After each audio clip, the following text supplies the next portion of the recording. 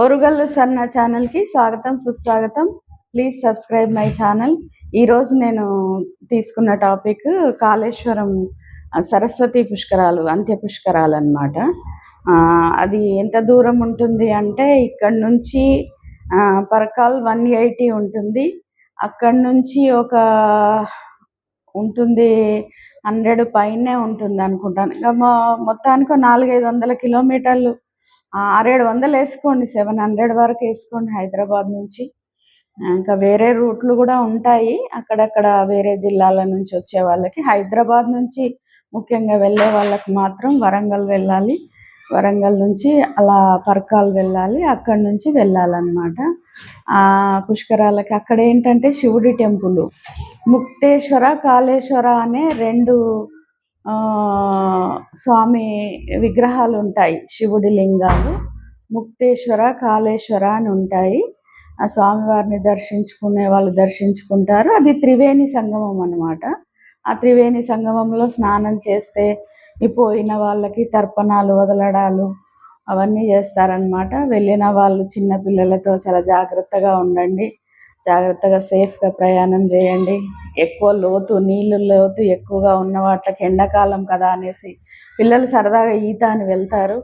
అలా వెళ్ళనివ్వకుండా జాగ్రత్తగా పెద్దవాళ్ళు మీరే చూసుకోండి. వెళ్ళిన వాళ్ళు జాగ్రత్తగా ఇంటికి మళ్ళీ సేఫ్గా రండి.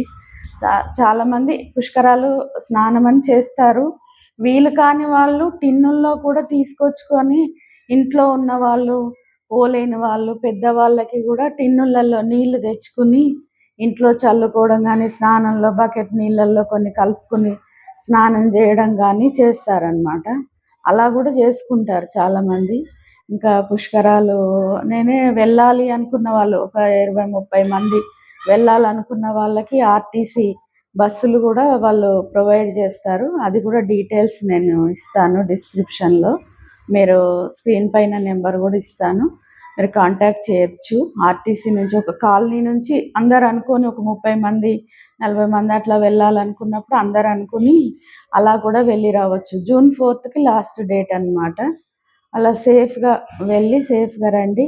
మధ్యలో ఇవన్నీ కూడా దర్శనం చేసుకుంటే చేసుకోవచ్చు. మీ సొంత వాహనాలు అయితే మంచిది. ఇంకా అందరు కలిసి వెళ్తే పెట్రోలు ఆదా అవుతుంది, చక్కగా కలిసి సంతోషంగా ఆనందంగా కూడా వెళ్ళొచ్చు. అలా పిల్లలు మీరందరూ సేఫ్గా వెళ్ళి సేఫ్గా రండి. మధ్యలో ఇవన్నీ వరంగల్లో భద్రకాళి దర్శనం ఇవన్నీ కూడా చేసుకోవాలనుకుంటే చేసుకోండి. ఇంకా చాలా బాగుంటుంది అన్నమాట. అక్కడ కూడా త్రివేణి సంగమము చాలా బాగుంటుంది. గోదావరి, సరస్వతి, ఇంకొక నది ఉంటుంది, 3 నదులు అన్నమాట.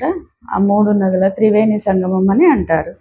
థ్యాంక్ యూ నా వీడియో ఇంతసేపు విన్నందుకు.